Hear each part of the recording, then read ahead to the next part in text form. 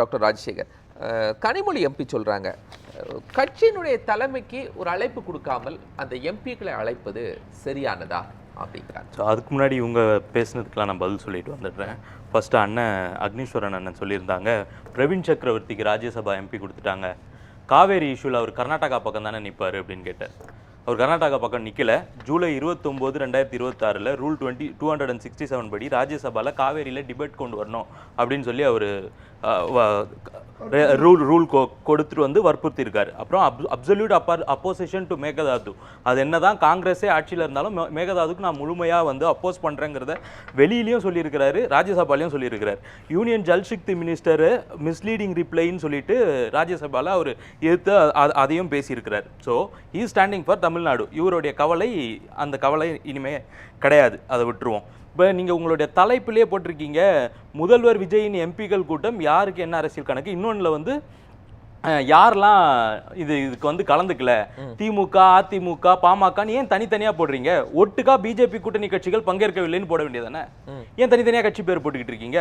இப்போ இவங்க வந்து already started migrating towards BJP. ஏன்னா பிஜேபிக்கு இப்போ இந்த கான்ஸ்டியூஷன் அமெண்ட்மெண்ட்டை கொண்டு வர்றதுக்கு இருக்கிற நீடு, தமிழ்நாட்டில் எம்பிக்கள் இல்லைல்ல, பிஜேபிக்கு கான்ஸ்டியூஷன் அமெண்ட்மெண்ட் கொண்டு வர்றதுக்கான நீடு வெறும் 33 சீட்டு தான் இப்போ இருக்கு. ஏன்னா சிவசேனா பிரேக் உடஞ்சி வந்தவங்க, அதுக்கப்புறம் கல்கட்டாவில் வெஸ்ட் பெங்காலில் உடஞ்சி வந்தவங்க எம்பி எல்லாம் சேர்த்து அவங்களுக்கு இன்னும் ஒரு 33 சீட்டு தான் தேவை. அதில் டிஎம்கே கிட்டே 22 சீட்டு இருக்கு. ஓகே, இவங்களுடைய ஆதரவு இருந்தா, அதே மாதிரி மகாராஷ்டிராவில் அஜித் பவார், சரத்பவார் அவங்களுடைய டீமோடைய ஆதரவு இருந்தால் அந்த பில்லை பாஸ் பண்ணிட முடியும். So DMK already started migrating. இப்போ ஃபேர் டீல் தெளிவாக இருக்காங்க சார். திமுக இன்னைக்கும் சொல்லியிருக்காங்க 7.18 எக்காரணம் கொண்டு, அதுவே ஏமாற்று வேலைங்கிறேன். ஏன்னு சொல்றேன், இருங்க, அதான் ஃபேர் டீல். அங்கதான் நான் வரேன், அங்கதான் சார் வரேன். இருங்க சார், பேசிட்டீங்க சார். உன்னையோளவன் வந்து நிறைய பேப்பர் பிரிண்ட் எடுத்துட்டு வந்திருக்கா. அப்படி சார் கொஞ்சம் இருங்க சார், அவர் நிறைய பிரிண்ட் எடுத்துட்டு வந்திருக்கிறாரு. அந்த பிரிண்ட்ல சொல்லாத விஷயங்கள்லாம் இருக்கு. இந்த சொல்றேன், அவர் வந்து ஃபேர் டீலிமிட்டேஷன் தானே கேட்டாங்க. டிஎம்கே உடைய ஸ்டாண்ட் என்ன? Freeze limitation. ஃப்ரீஸ் பண்ணுங்க, இன்னொரு 25 வருஷத்துக்கு இதை ஃப்ரீஸ் பண்ணுங்க. ஒன்று. ரெண்டாவது, அன்லிங்க் உமன் ரிசர்வேஷன். இது ரெண்டுமே திமுகவுடைய குரலா ஒலித்ததா இல்லையா? டீலிமிட்டேஷன் பில்லு கொண்டு வர்றதுக்கு முன்னாடி இது ரெண்டையுமே அவங்க பேசினாங்களா இல்லையா? அடுத்த 25 வருஷத்துக்கு ஃப்ரீஸ் பண்ணுங்க, அதுதான் ஃபேர்னு சொன்னாங்க. ஃபேர் டீலிமிட்டேஷன் தான் கேட்டீங்க. ஏன்னா வட இந்தியாவில் போயிட்டு மற்ற மாநிலங்கள்ல இருந்து முதலமைச்சர்களை வர வச்சுட்டு நீங்க நோ டீலிமிட்டேஷன் பேச முடியாது. ஏன்னா delimitation is a constitutional right.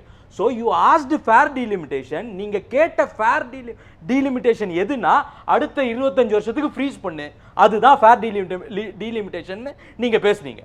இப்போ நீங்க அதை மாத்தி பேசுவீங்க.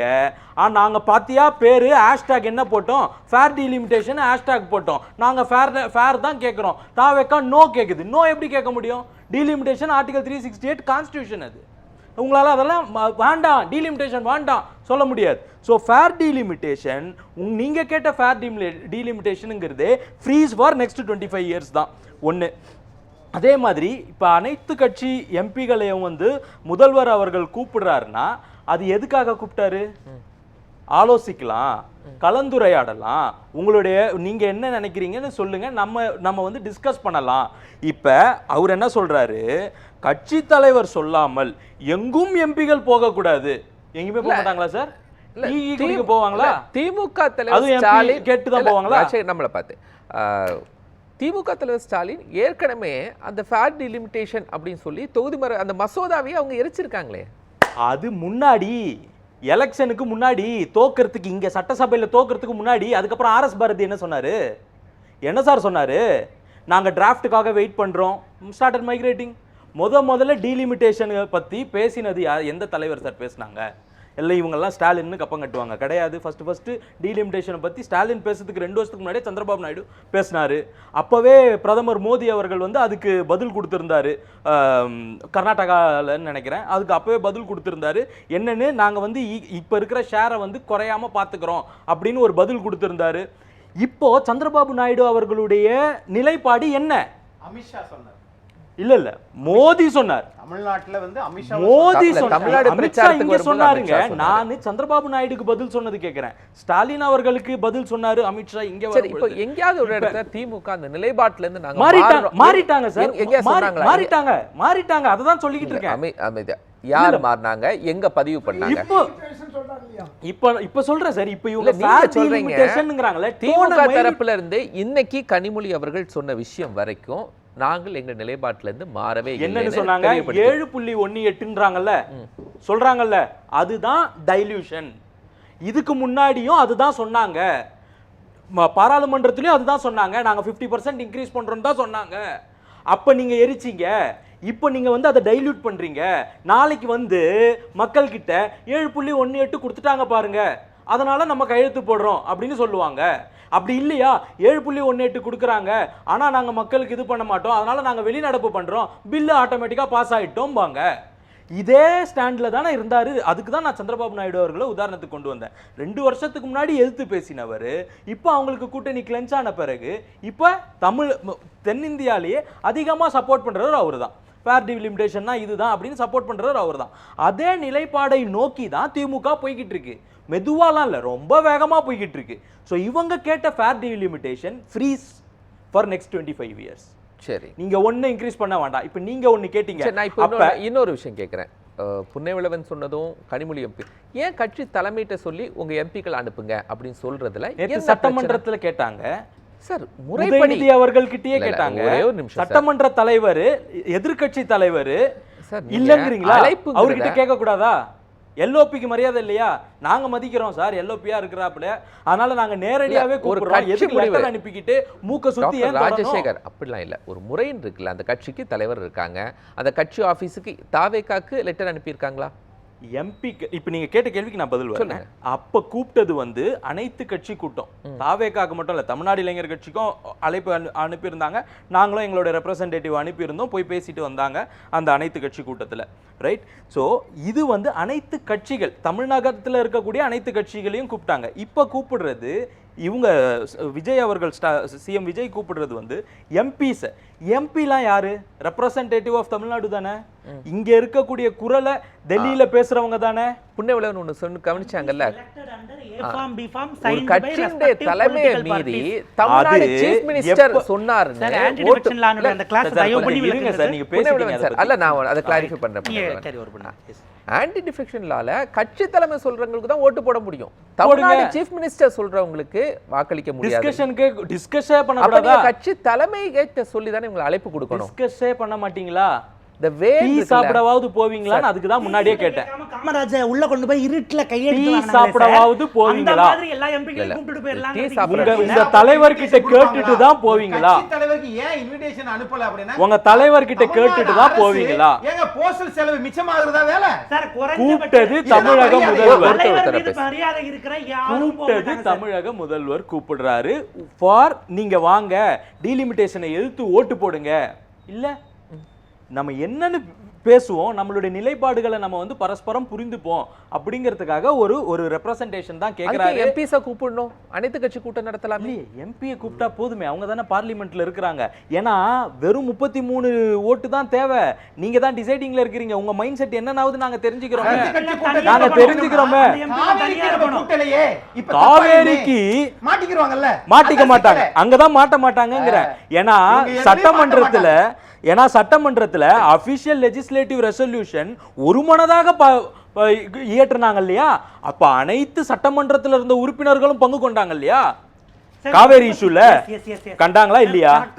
ஆமாவா இல்லையா? எஸ் வந்துச்சு. சோ காவேரி அது முடிஞ்சு. அப்புறம் எங்களை வந்து வெளியே கூப்பிடணும், நாங்க எல்லாரும் வருவோம். இத செஞ்சாரு சார். ஒரு லாஜிக் சொன்னாரு இல்லையா?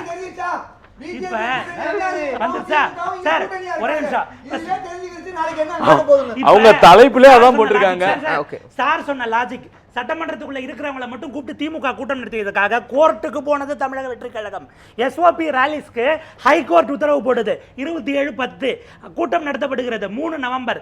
எல்லா லெஜிஸ்லேட்டிவ் அது என்ன நான் சொல்றேன் சார்.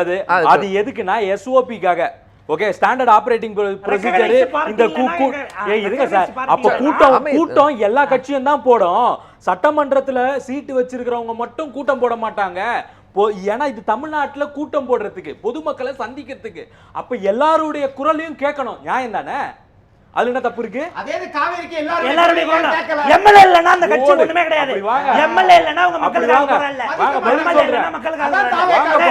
சார் கேக்குது ஒரே நிமிஷம். வாங்க சார் பதில் சொல்லுங்க.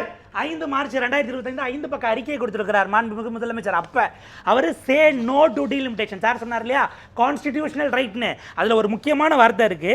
அதுல கவனிக்க வேண்டியது, வெறும் எம்எல்ஏக்களுடைய எம்பிகளுடைய shortage of MPs is not at all a problem being faced by an ordinary citizen.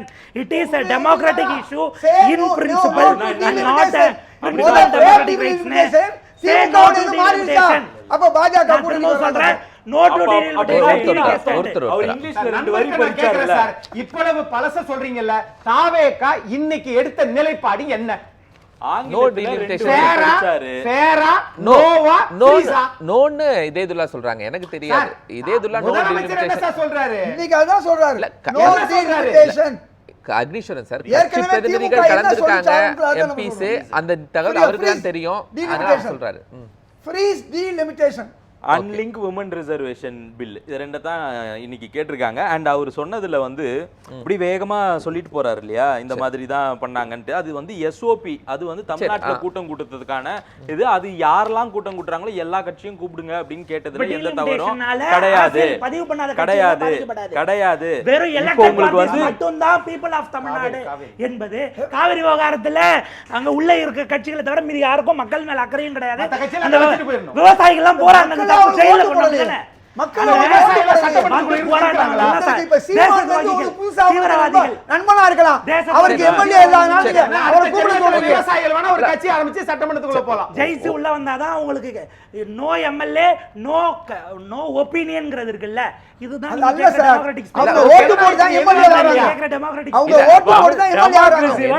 பேசலாமா சார்? என்ன சார் கூத்து? என்ன கூத்து சார்?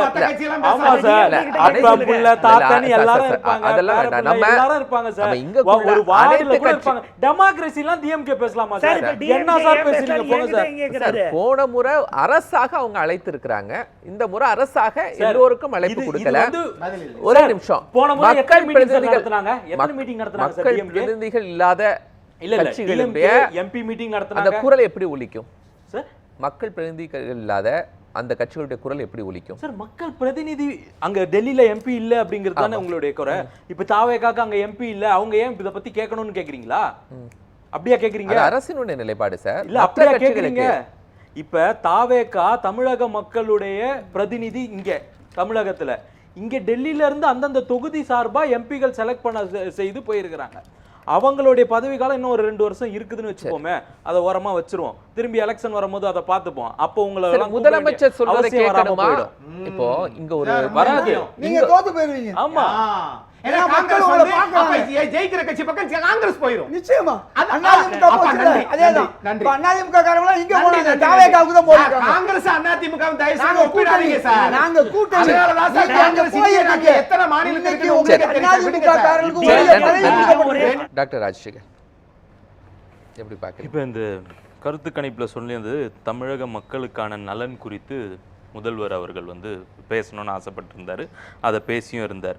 திமுக அதிமுக அவங்க கூட்டணி, அவங்க 2 பேரும் கூட்டணி கட்சி. அதில் அவங்களுக்கு நெருக்கடி இருந்ததுன்னா அது வர எலெக்ஷன்ஸில் தான் தெரிய வரும். அண்ட் இது டீலிமிட்டேஷனை பொறுத்த வரைக்கும் திமுக அவங்க காலங்காலமாக செய்யக்கூடிய கபட நாடகம் மாதிரி இப்போவும் அப்படியே வழுவி அந்த பக்கம் போயிட்டு இல்லை நாங்கள் வெளிநடப்பு பண்ணிட்டோம் அப்படின்ற மாதிரி ட்ராமாலாம் இல்லாமல் மக்களுக்காக நிற்கணும்னு எதிர்பார்க்குறோம். சரி.